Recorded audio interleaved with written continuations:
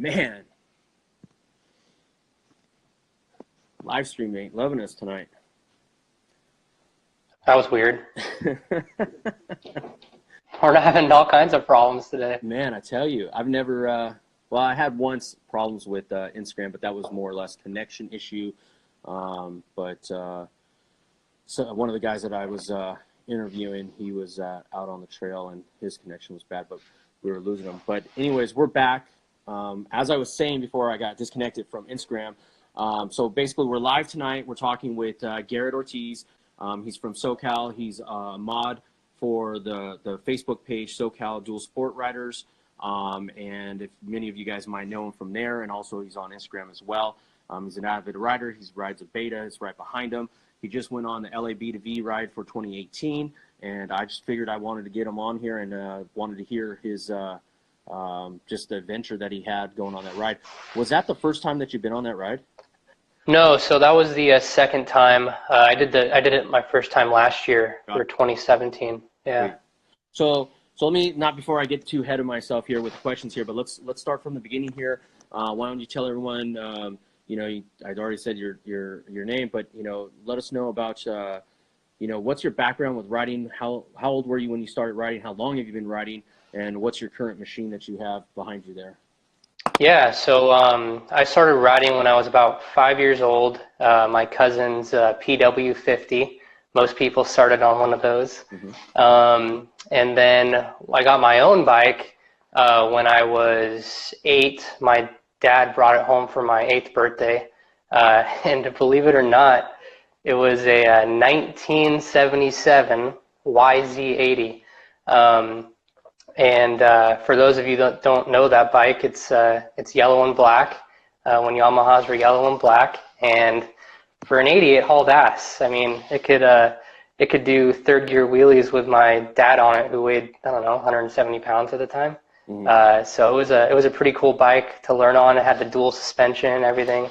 So I rode that until, I don't know, I was probably 12. So from 8 to 12.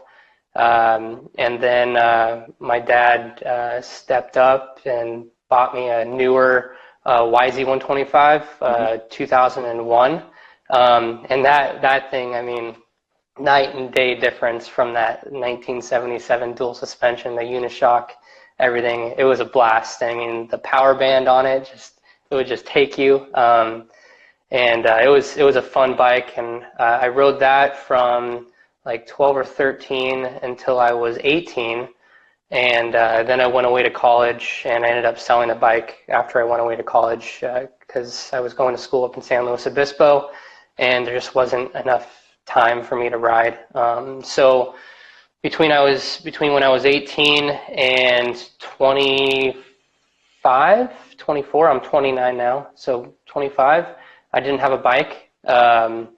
I rode every now and then, just borrowed people's bikes when they'd go out, but I didn't have a bike. And then when I was 25, I ended up going to a dealership down here in SoCal, and I went to look at dual sports because that's the new greatest thing. Because California, there's hardly any places to ride anymore without a plate. So I went with the intention of finding a 250 motocross style power-wise bike, and unfortunately I didn't get to test ride the bike that I picked before I bought it. I ended up buying a CRF 250L.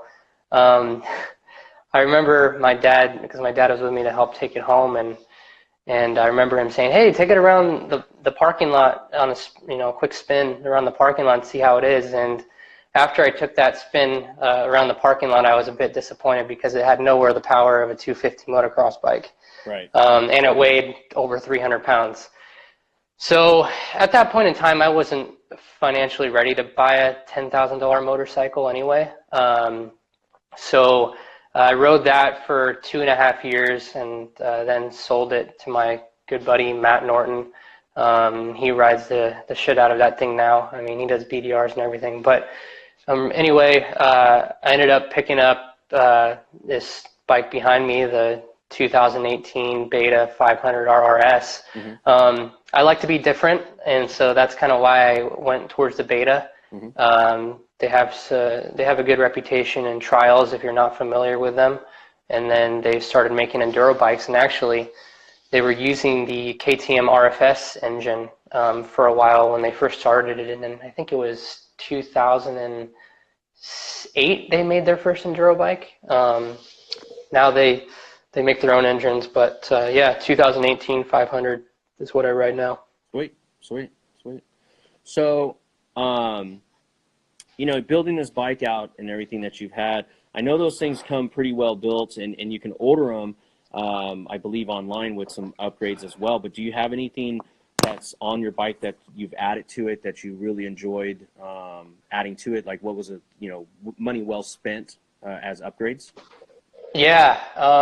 So for this ride in particular, there were a few mods that really helped. The first one being my giant loop saddlebags. So I don't know if you guys can see them back there, but those are the Mojave saddlebags, and they're absolutely fantastic to carry extra tools in case you have, tire issues, extra tools, for whatever you might need. And then I keep extra gas in the top there. That's one of their possibles pouches that works really well. And then another one that's really beneficial for this ride is, I don't know if you guys can see it, but the AXP Racing skid plate. It's fantastic. It's 8 millimeters of high density polyethylene, so it's extremely thick. It's actually the thickest plate on the market. So when you're going over those rocks, or in my case, when you're falling over those rocks, it protects your plate in your cases. And then lastly, talking about more rocks, the Trail Jammer Designs clutch cover guard was another fantastic mod that I actually recently just added. And it actually prevented one of my clutch side cover case from being cracked during this ride. I noticed a big, nice dent in the cover guard, so it did its job in protecting that clutch cover. So those are the top three. There's two more that I'd like to mention, and that's this right behind me, the Moto Minded light setup. Absolutely fantastic for the early morning starts. It lights up the trail. There's hardly any shadows, if any shadows at all. And then second is the two ride. The company calls that the struggle strap. During Red Rock, there was a point where it was off camber and I had to pull the front end up, and that strap worked really well. It's an inexpensive upgrade too, right. But just it was helpful. Absolutely, it was very helpful. Sweet. So, so this ride, I mean, how did you get involved with riding in the LAB2V? Was it just yourself just wanting to do it, or did you have like a couple buddies that were like, hey, let's do it all together? I mean, what led you to it? Yeah, that's a really good question. And it was just a bunch of buddies that said that they had been doing it for a couple years, and they were like, hey, Garrett, you should do this. And for those of you that don't know me, I ride with some of the older guys so I don't hurt myself. So those guys are the dual sport grandpas. They ride Huskies, KTMs, all the good stuff. And we do some fun rides together. Check them out on Instagram. They're pretty cool. Cool to follow. Really funny stuff they post. But yeah, so they told me about it. They had been riding it for a couple years before my first time, and they have a blast each year. And I saw their pictures, and I was like, I gotta do this. This is definitely something that's on my bucket list. So I did it, last year in 2017, and then of course this year, and it's always a blast. Keith Huff, the president of AMA Dual Sport, District 37 Dual Sport, does a fantastic job setting it up, and can't thank him enough and the volunteers for what they do. It's really a great event, all the way from the start in Palmdale to the banquet at the end of Saturday in Vegas with giveaways and raffles. It's a really good time. Yeah, Yeah, no, it's you know, for as long of a ride it is, it does take a lot of people, a lot of great people that donate their time. I know the Rescue 3 crew, there's Yep. those guys out there, let alone sweep riders. I mean, it's definitely a lot of fun for everyone, but you know, being out there, especially for people that aren't usually riding in that kind of terrain and for that kind of distance, it's great to have that reassurance that there is someone there on the tail end, or if you do get hurt, obviously you want to go out there and not, you know, purposely, you know, put yourself in harm's way. But those people are, you know, a great asset to these types of rides, because otherwise a lot of these guys probably would never even be able to do this distance of a ride, or even this actual area from one point to the other to even tackle it, you know. Yeah, absolutely. And you know, everyone thinks, oh, I'm just going to go ahead and just ride, you know, ride my own pace. You have to keep on moving. If you don't keep on moving, you're going to fall behind and you're going to be left in the dark. And there were quite a few guys that were left in the dark. Either they started late, or they had mechanical or issues, flat tires, whatnot. That actually brings up a good point. So another mod that I forgot to mention is tubeless. Tubeless helps tremendously in this ride. First of all, it helps with traction. And then second of all, the way that it helps is if you get a flat tire, all you do is plug it. One of my buddies had one issue with it where he couldn't plug it, but he ended up just buying a tire from Lior's moto ride that was helping out with the crew there, and got that mounted. But overall, I mean, the tubeless is a huge mod for any long ride because you have such a tremendous traction. I know Nitro Moose is another option. I personally don't want to use Nitro Moose for dual sport, just because, you know, if you're riding on the road a lot, it could heat up a little bit. But I have heard some people with successes. It is nice that you can run over anything and not have any issues. Yeah. Yeah, I mean, but yeah, I totally forgot tubeless, and that's a really important one, I think, to mention. Cool. So tell us what was the first day like? I mean, you guys started off, I think I said earlier Lancaster, but was it Palmdale exactly? Palmdale, yep. So that was my mistake. So Palmdale, which is right by each other, not far from each other, but still it's Palmdale to be exact. And you guys started there in the morning. Did you guys go there first thing in the morning, or did you guys stay the night somewhere close there, or what was your guys' strategy? Yeah, so I live in Corona, so I just left around, I think it was around 4:10. Mm-hmm. Drove out to Palmdale, got to Palmdale about 5:30, Mm-hmm. and unloaded, and then got in line for tech inspection. You stamp your hand, and then you go wait in line to sign in.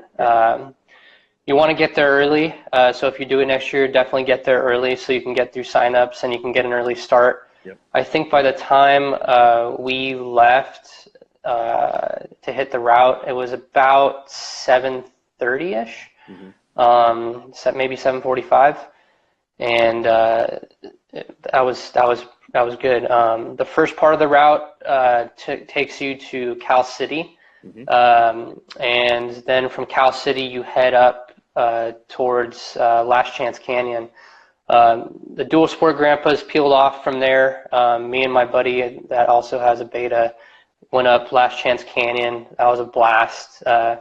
Definitely feels like you're wrestling the bike at some points because the sand's so deep and there's big ass boulders that are there and waterfalls. But overall, it wasn't too hard. And we got through there, went up the mountain a little bit, and then we came to a hill, and me and my buddy saw all these people turning around. We're like, the one where, you know, down. Yeah. It was steep because everyone stops at the top of the hill, and you're like, what's going on? Yeah. I remember that when I went on 2016.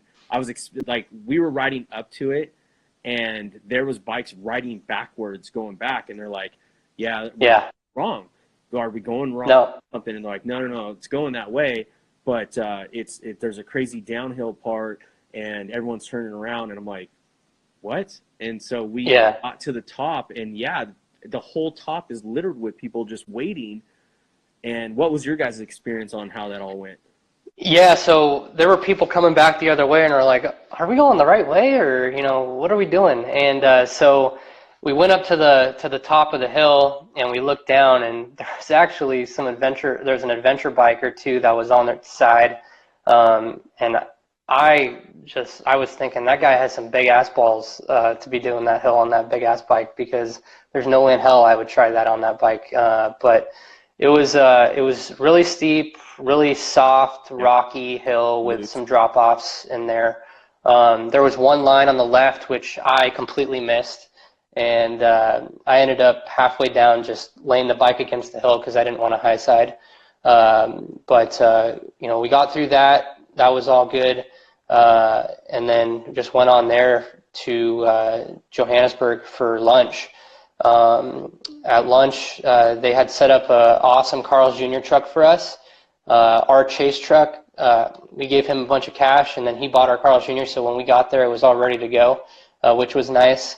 And then we just hung out there for about 30 minutes or so, and then we headed to Barstow.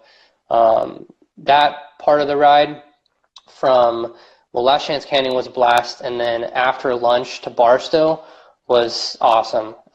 Going through, Inscription Canyon, some of the Black Mountain area. It was very flowy.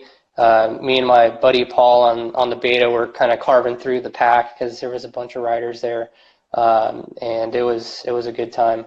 But we got into Barstow. Well, actually, we were on a sandy road into the highway towards the highway to get to Barstow, and my buddy was hauling butt on his new beta. He comes from an XR 650L, and so this is just a whole new thing for him in regards to power and suspension. And he was just hauling. He was probably, I don't know, a quarter of a mile ahead of me, and he hit really hard on something. And he said it's one of the hardest hits he's ever had. And that's when he had a tire failure. Literally blew out his tire. And so we had to limp back to Barstow. He was literally riding like crooked with his flat tire, just trying to get back so that, Really? Because he couldn't plug it. It was right on the sidewall, Mm-hmm. and it wasn't able to be plugged. But it was good. We ended up getting into Barstow maybe around 4-ish. Mm-hmm. If we didn't have that issue, we probably would have been back around 3:15 or so. But it was good. That was a fun first day. Did you guys stop at the Husky Monument? We didn't. That was off the route a little bit. We just kind of wanted to get by there. I've been to the Husky Monument a few times, so I've been there, done that type thing. But it is a really great monument to go check out if you have a chance to get out there. That area right there is one of my favorite places to ride. There's so much to see, and there's so many different types of terrains. So yeah, definitely check it out. So when you guys rolled into Barstow, you said what time was it about? I think it was probably about 3:45, 4 o'clock. Okay. So putting Yeah. in perspective here, you guys left at what you said, 7:30? Yeah, 7:30, 7:45-ish. And how long did you guys take for lunch? It was about, I think we took like half an hour to 45 minutes. Yeah. So you guys stayed pace, so for the most part, doing pretty good. Yeah, we were doing pretty good. Yeah. The second day we paced a lot better, I think, but that's because it was just more open. Right. More open riding. And there's a lot of areas where, we on our ride we ran way late, and we started early and ran way late, but we had issues back in the day when back in 2016 when I did it, and you guys did pretty well. You guys coming in at that time, that's pretty good. Yeah, it was fun. We didn't do all the hard ways. We did a mix of easy and hard. Like I said, I was riding with some of the dual sport grandpas, and me and my buddy Paul split off on some of the hard ways, and then we took some of the easy ways with them. Sometimes it was fun just playing catch up too. And another thing to mention, if you ever have the chance, download the Relive app. It's called Relive, and it follows you through GPS through the terrain from an overhead view, and it's pretty cool. And you can add pictures in, and so the pictures show up. Really cool app, so check it out, and next time you ride, it's a good time. And I saw you posted some of those. Were those on your personal Facebook page or on the SoCal Dual Sport page? So I shared it to SoCal Dual Sport, and then I also shared it to my ADV Lite page. Okay. And kind of just a way to follow along. I also had my Garmin InReach Mini on me, and that was tracking too. And so I actually shared a link through ADV Lite when I started that, so people could actually follow my progress on the ride, which is kind of cool too. Awesome. But yeah. Cool. So so that's kind of just the ride perspective for that day. Give some people some idea and feelings about how it was to actually roll into Barstow, because obviously when you roll in there, what some people that have never rode this ride before, it's kind of a big deal when you ride in there. Yeah. No, it's a great feeling. I remember last year when I did it, I was stoked, just to be able to finish that part of it. To finish any day is really an accomplishment, because you never know what can happen in 180, 200 miles of riding. Mm-hmm. So it was a great feeling. I mean, you go up, you're at the Ramada Inn, and you go up to a banner that just says, LAB2V on it, and then they check you in and make sure you got there, and then you go check in at the table and get your new GPS tracks for the next day. And everyone's rolling in, revving their engines a little bit because they're all stoked. It's a really cool feeling. If you've ever been to like a Supercross event and everyone's at the starting line, it kind of has that same kind of feel to it. So I know there's going to be a lot of people watching this and they've been to this ride before or something similar. But I always like to bring up the fact that right now your number plate has, what is that, 342? Yes. So for people that have not been on, big dual sport rides, each entry form, each person gets a number, and that number gets as a sticker on their bike. And when they leave and when they come back in, that is the number that you check in with, and they make sure that everyone's back. So again, stressing the whole point of like, whether you're young or older or in between, and just considering going out and riding, all it takes is at least like you and one other buddy to get involved, because you don't want to show up there by yourself and just be riding by you. I mean, people do it, don't get me wrong, that's still not a bad thing, but you definitely want to try to enjoy these kind of rides with at least one good buddy of yours, if not a couple of them. But the cool point is like I said, is you leave and you have this number, and let's say if for whatever reason, if a sweep rider catches you and tells you, hey man, you're done, you're running behind, or you had problems and we need you to cut, they're going to take note of what your rider number is, and they're going to radio back and let the people that are taking care of watching everyone, they're going to let them know that you fell behind and you had to cut course and go straight to the finish or whatever the case was. But man, these rides are just so awesome because you're going on these big long adventures, but you're not just stuck out there. Even though if you're coming by yourself or with one of your good buddies, you still are there with a community that's all about making sure that everyone has a fun and enjoyable ride. I always like to point that out because it's so cool to be able to go on a big adventure and be a part of something like that. That's so organized. So again, the numbers are key. So when he said he was rolling in, that's where everyone's got to go through this once. It's basically a shoot, and you have to check in and say that you're back. So I mean, it's good stuff, man. Everyone's watching out for everyone. Yeah, just to kind of go over that number process a little bit more. Last year when I did it, I was we were almost to Silver Lakes because the route was a little bit different last year.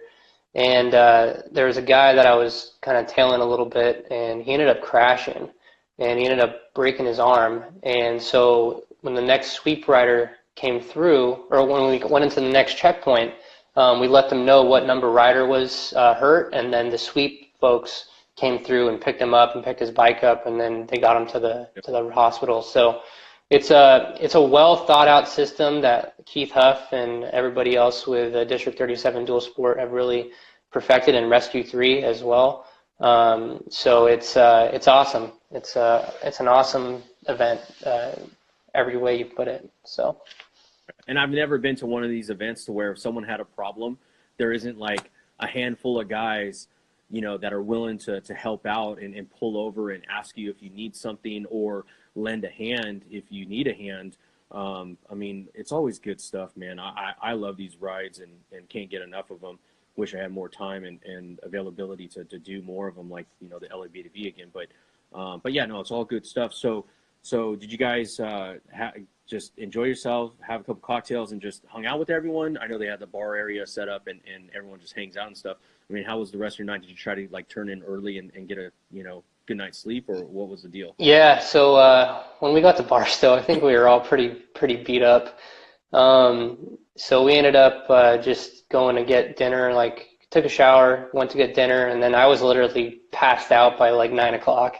And went to then woke up early in the morning. I woke up at like 4 that morning. Got ready for battle, really. I mean, because you had your big sections. I didn't do the hard route for Calico, but I did Red Rock, which was fun. And it's literally battle, and it's battle for your bike and for you. So you want to make sure you're prepared with your body armor, and then also your bike is prepared for the armor, the skid plates, the radiator guards, the clutch cover guards, all that stuff. And that's why I said the AXP Racing skid plate and the Trail Jammer Designs clutch cover guard were awesome for this ride, because without protection in those areas, it can mess up your entire ride. So yeah. So before you get started, like with how the day started on second day, on Saturday heading to Vegas for that last section, what did you have to do with your bike? Did you change a filter? What did you do to the bike for that next day ride? So this was a debate that me and my buddies actually had a couple of days before the ride, and we were like, well, are we going to bring an extra filter? Are we not? Are we going to lube the chains up and all that fun stuff? When you're in the moment and you're there, you kind of forget about some of that stuff. And so didn't change the filters, and I didn't lube my chain, anything like that. The only thing I checked was tire pressure, and everything else was good to go. Bike fires, the Boy Scouts watch your bike overnight, and which is really cool.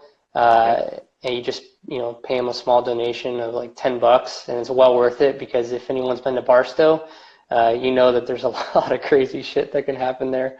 And we'll touch on that real quick, not to mean to cut you off, but again, I always like to try to make sure that the people that are listening and haven't been there, but so it's like a huge dirt parking lot right there by the hotel.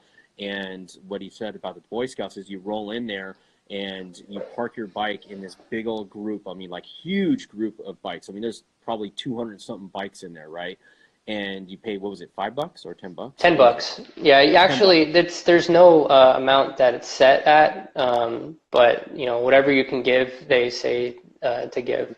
So I gave $10, but I think some people ended up giving like 20 or more. So that's it's right.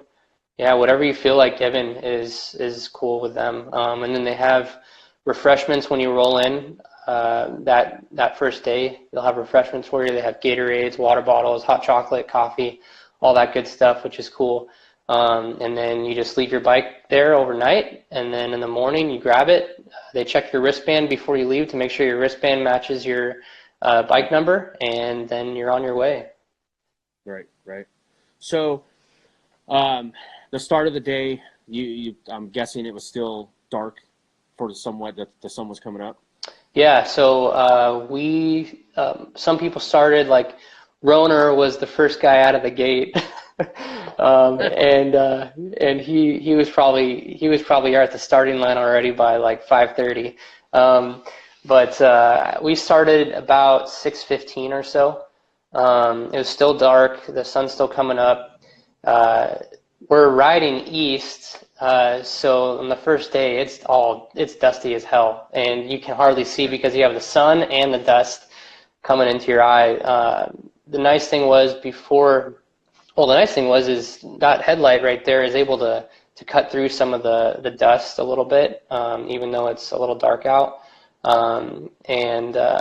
It ended up working pretty well. You know, the first maybe like 5 to 10 miles is pavement. Then you get into Calico area, and that's when that white silty dust just shows its ugly self.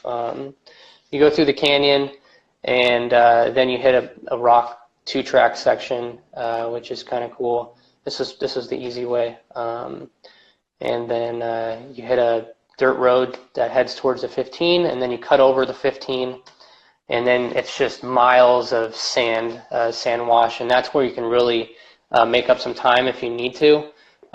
Right before that, in the rocky section, I didn't attach my saddlebags very well, and they came loose in that rocky section. So our buddies were, I don't know, maybe about 10 miles ahead of us. And me and my buddy the other buddy that just got the 2019 beta, he and I just took off down that sand section. We were probably hitting close to 70 miles per hour, maybe a little bit faster.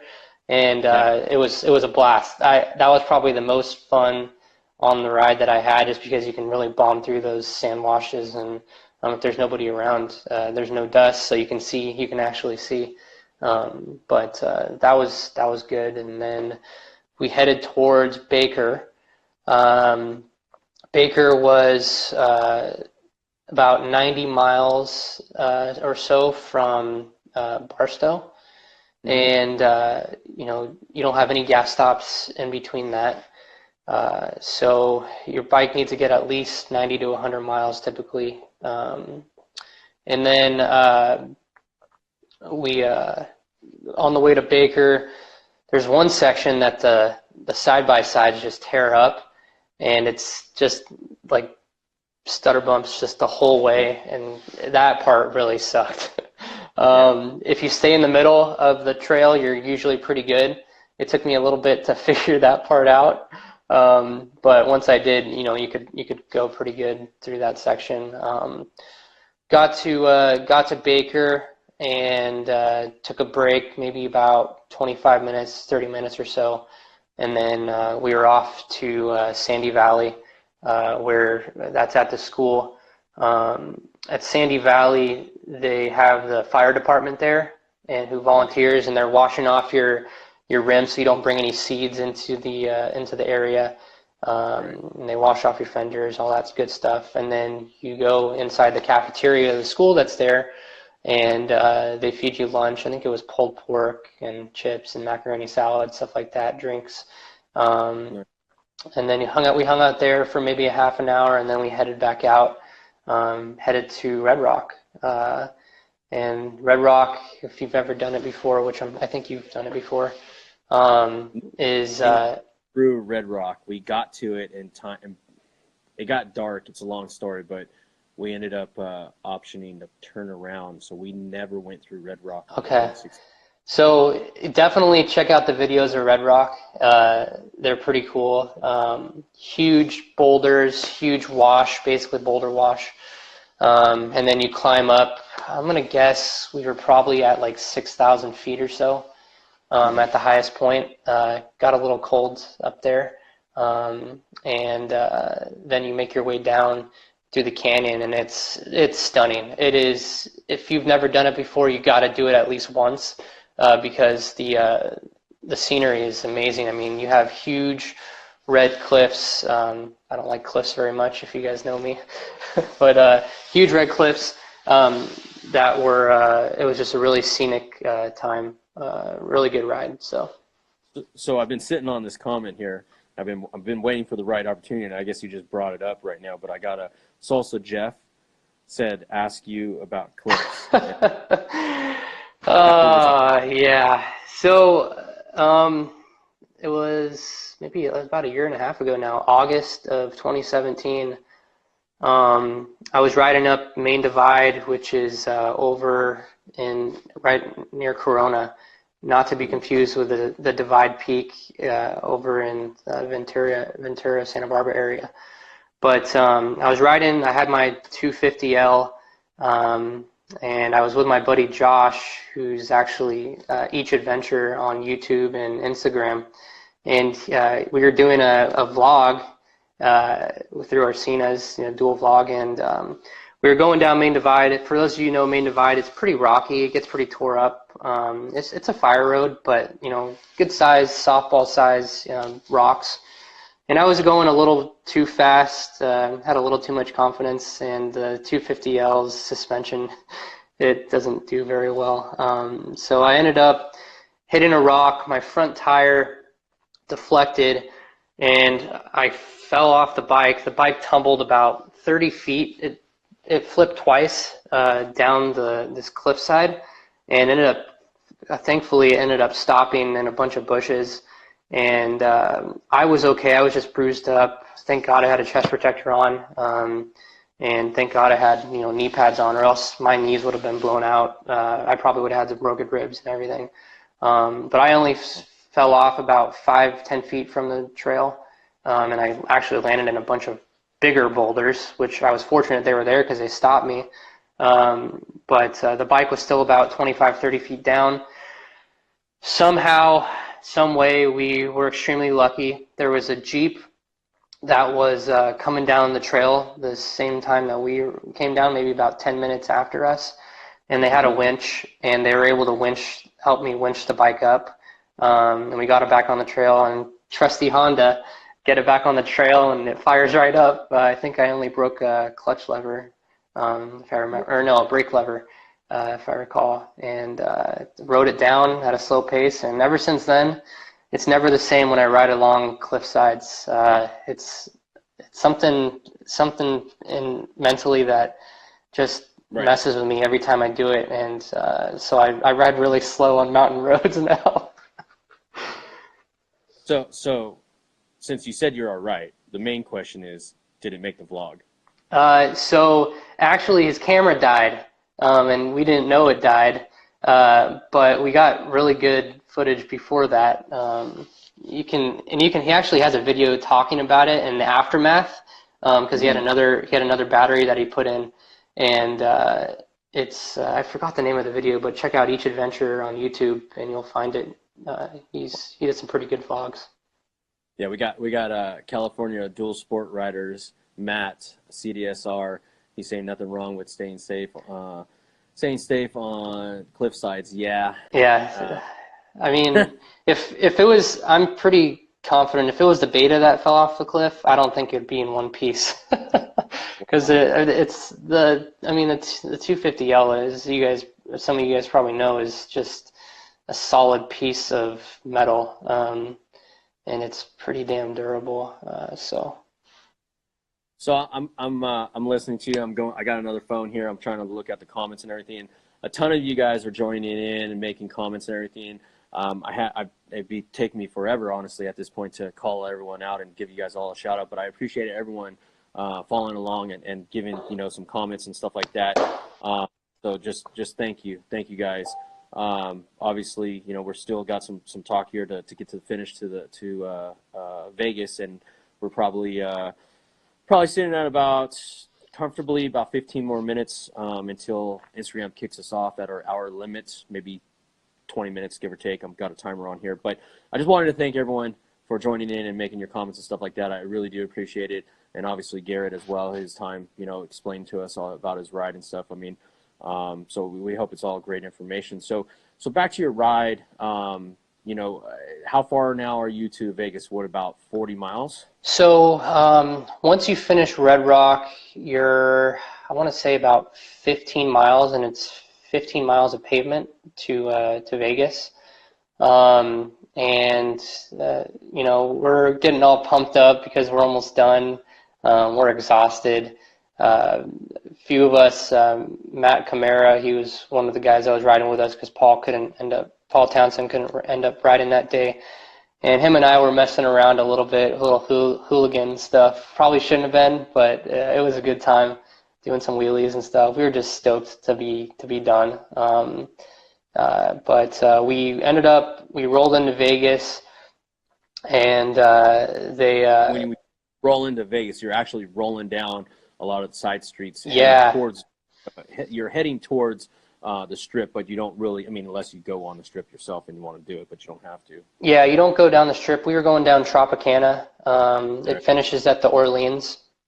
And so we rolled into the Orleans parking structure, and everyone's there, you know, cheering you on. There's the showgirls also. They're there cheering you on, and even Santa Claus.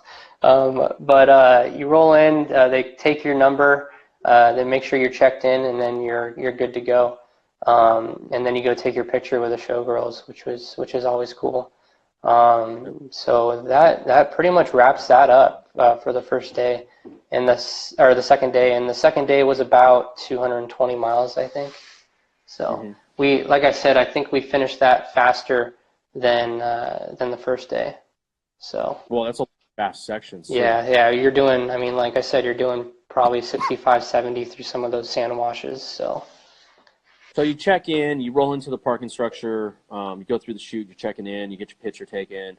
I saw your picture with your two showgirls, you and your girls after you were done riding, and everyone gets literally have two showgirls out there with Santa Claus, and if you want to take a picture with them, you get to take a picture with them. So it's pretty fun. Yeah, pretty it cool. is. And then you ditch your bike, you go up to your room, get all cleaned up, and then go to dinner? Yeah, so then my wife met me in Vegas. She drove my truck out there, so I had to have a way to get back. Right. We actually went and gambled. Took a shower, went and gambled, and then we went to the banquet. It started at like 6:45. Right. Bought a bunch of raffle tickets, hoping to win the big prizes, and a lot of people did. A lot of people won a lot of good stuff. I'm talking fast flex bars, rotors, brake pads, all the good stuff. Scott steering stabilizers. They had a lot. Yeah. That they were giving. Yeah, there's a lot of good stuff. And then also at the banquet, you have your Grumpy's there with his photos so you can buy them. I opted to buy the USB drive that has all 7 of my photos. And that way I can use them whenever I want to, which is cool. And then if you opt to buy a plaque when you sign up for LAB2V, you can put one of those photos into the plaque. I'm going for a goal to have my whole office with those plaques all the way around it. So I still have a ways to go, but I know some of my buddies have gotten pretty close. 3 of them? What was that? You have 3 of them now for the LAB2V? 2. Yep. So it's cool. It's cool to have, and it's a good keepsake too. So overall, I mean, what do you think about the ride? Or is it something that you're definitely on your list for every year? I'm gonna do it. I'm gonna do it every year that I possibly can until I'm too old enough to. And there was a guy, there that did it, and if I recall, I think he was like 83. Yeah. And that's definitely someone that I push to be like someday. But I don't know, man. I'm 29 and I already feel like I'm 50 sometimes. The diversity in the age groups of what is accomplishing this stuff is just unreal. You got guys that are 60 years old that are kicking ass on the 25-year-olds, and vice versa. It's very awesome to see. That it's really not, to be honest with you, there's really not an age limit deal to where you age out. It's really when your body ages out, in a sense of, just your, personal capabilities, that's it. It's not really an age thing. It's just your personal capabilities. Yeah, and I mean, one of those crazy asses being Roner, that guy, I think he's in his 40s, and that guy can freaking ride, man. It's unbelievable. He can ride, but he does puss out on me on what was it, Saturday at Bishop Ride, and says, "Oh no, I'm not going to ride today with you." Yeah, he was the first to show up in Barstow and the first to show up in Vegas. He's an animal. I give him shit all the time, and I have fun with the guy. If anyone ever sees me giving that guy crap online, it's just because I love him so much. He's an awesome dude. Me and that guy get along great, and I just love him as a trail buddy. Just he's always down, and he's there to to make it happen. So he's a good Well, dude. I hear you're just as fast as him, so I hope to ride with you soon. I don't know. Maybe. I don't know. But no, seriously though, we got to plan something at some point here, a desert rip or up in the single track somewhere. I'm down. I always love riding, and I always love riding with new people. So I haven't been able to ride with you yet, but that doesn't mean that we can't make something work here soon. For sure, man. You know, so for everyone watching, give me all your social media plugs. You've got like a long list of them, but give everyone where they can find you on social media and what you're involved in and what groups. Just give me the whole spiel of everything that you're about you that we can know social media wise. Yeah, so a lot of you probably already know me from the SoCal Dual Sport Riders. That's a group that I work with Jeff Camacho, and we've been working on that group. Jeff's been working on that group for like 7 years. I joined. I'm sorry? That's on Facebook for people. Yeah, on Facebook, SoCal Dual Sport Riders. There's a little over 6,000 members right now. Right. Predominantly, I would say 90% are SoCal based. There are some folks, in Canada, like Mike, and some other folks too. But primarily SoCal. And then my newest endeavor, I guess you call it, is ADV Light. I actually have the shirt on right now. And that's all about lightweight adventure motorcycles. I think that's something that's really, that niche is really growing pretty fast because not everybody wants to ride a 500-pound adventure bike. I give those guys a lot of credit, but in my personal opinion, and I feel like a lot of others, they'd rather be on a smaller bike and have, the luggage setups like the giant loop setup back behind me, or something a little bit more versatile and a little easier to use. And you can still handle those rocky technical sections or single track or whatever you want to do. Kind of like that Idaho ride. I forgot the exact name of it, but the Tour of Idaho, I think it's called. And so stuff like that. I mean, in my opinion, anything's an adventure. Whether it's a day ride, it's an adventure because you're out exploring, or if it's multi-day, it's an adventure. So feel free to go ahead and look up ADV Light on Facebook and Instagram. You might find some interesting content. I'm also pretty involved with beta groups. Like I said, I love my beta. I like to be different, and they actually had some interesting stats at LAB2V during the banquet where they talked about the different types of bikes that were there. And KTM is dominant. I mean, I think there was like over 200 and something KTMs out of 500 entries, which is awesome. But I was pretty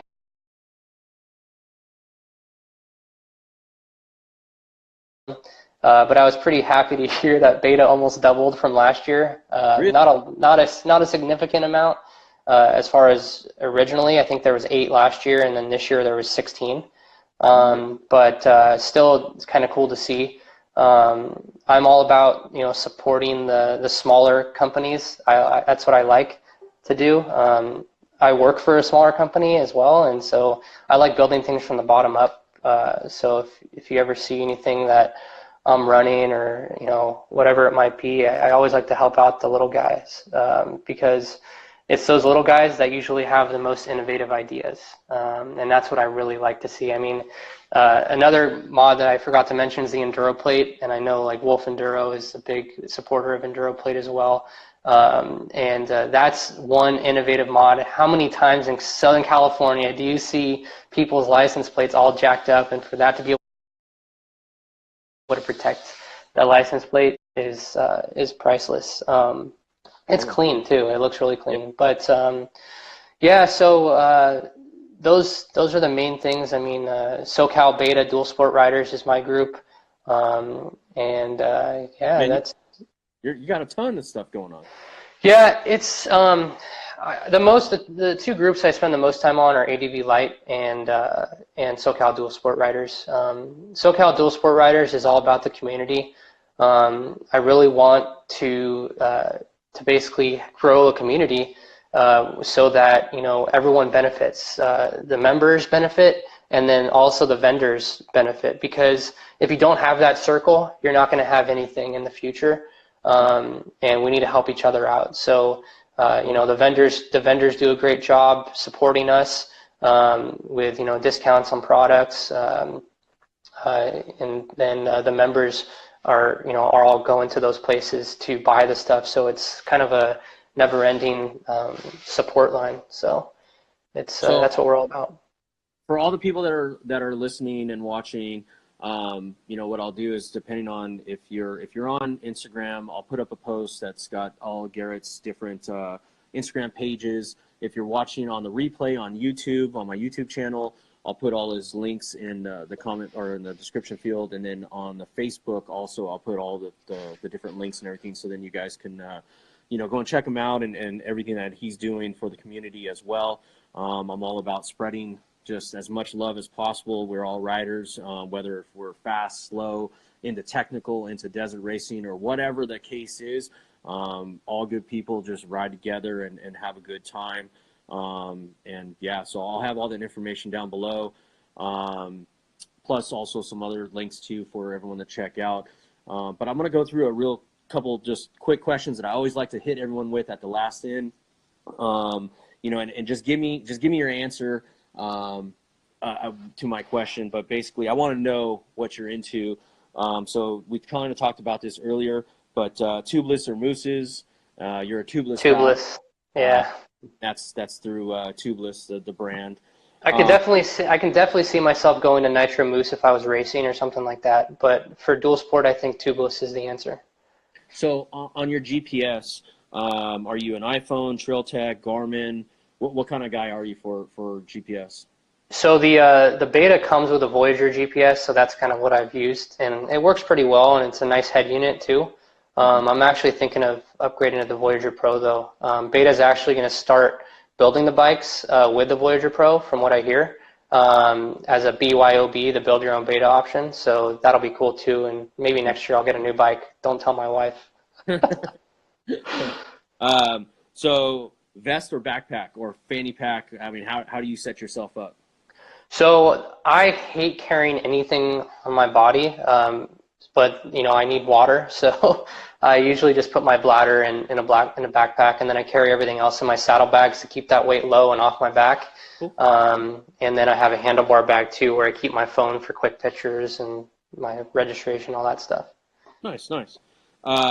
Where's the most epic place that you've ever rode? So the most epic place that I've ever ridden, it's actually probably not in SoCal. I would say up in Northern California, up in the Stony Ford area, if you've ever ridden up there. The single track up there was freaking amazing. I was probably 17 or 18 years old when I did that, and I haven't been back, but I really want to go back. Unfortunately, the place is all burned up right now. Yeah. Most part, a lot of that stuff is. But no, Northern California has some great stuff, and Stony Ford is pretty much, cream of the crop. My bucket list is Colorado, though. I definitely want to get out there, ride with my... What's the number one place that you want to ride at? Yeah, Colorado is definitely on my bucket list. Really? I know a guy out there, First Class Adventures is his handle, but he has a whole beta rental fleet, and he just has them set up to the T. I mean, they're freaking sweet bikes, but if you're ever in the Colorado Springs area, definitely check him out, because that's where I'll probably end up renting a bike from him, just so I can enjoy the scenery out there too and the trails. Well, man, I really appreciate you taking the time. We're probably going to get cut off here very shortly, but Garrett, it's been a pleasure talking to you about the LAB2V. It's awesome that you made it the whole ride and didn't get hurt, and everything's all good, and you're back in one piece and had no issues. Well, a couple little small things, but nothing big at all. But man, I'd love to maybe get you back on at another time about a different ride. So let's keep chatting, and let's get a ride in here soon as well. I want to thank everyone that came on board and watched this live stream. I know I took a little bit of a time off, but there was a lot of stuff happening during this time of the year for myself. But I'm back at it, and we got a couple more coming. We actually got 2 more scheduled for tomorrow evening that are going to be about LAB2V with 2 other riders. But tonight was Garrett's night. And I think we pretty much nailed it, man, and got everything covered. And I'm pretty stoked to hear the experience. And I look forward to actually getting a ride in with you here soon, and we can share the adventures together. Yeah, man, absolutely. Thanks for having me. It was a blast. Right. Hope to do it again soon. Yeah, and don't forget, everyone, I'm going to have all the links down in the description fields and all that stuff. You go and check out Garrett and all the great things that he's doing with the community, whether it's on Facebook, Instagram, and you also got a YouTube channel as well? Yeah, I have YouTube. It's not very good, but I do have YouTube, ADV Lite on YouTube. Cool. So cool. That's my timer, just letting me know where I'm at with stuff. But man, I really appreciate it, Garrett. Anytime you ever need anything, let me know. And if anyone else is out there wanting to get some writing in and stuff like that, I'm always Garrett's always got stuff going on. Maybe hit him up or myself. We're looking to get some good writing in this season. We're dual sport riders, so we ride all throughout the year. But definitely right now, when it gets a little more wetter out there and there's less dust, we definitely like to tear it up and hit it a lot more harder than we do during the summertime. yeah, and absolutely. And actually, just so you guys know, I'm trying to put together a ride in the desert come the after maybe December, January, to really get people out there for SoCal dual sport riders. I've been asked a lot. Maybe have some cool things planned as well. So just keep an eye out for that on the SoCal Dual Sport Riders Facebook group, and that's all I got. Sweet, man. Hey, I appreciate your time, everyone, for watching, and wait until tomorrow. We're going to have some more, and I expect all you guys to be back. Again, thanks for joining us. All right, thanks, man. Thanks, Nick. Thanks, everybody, for watching. All right, take it easy. You too.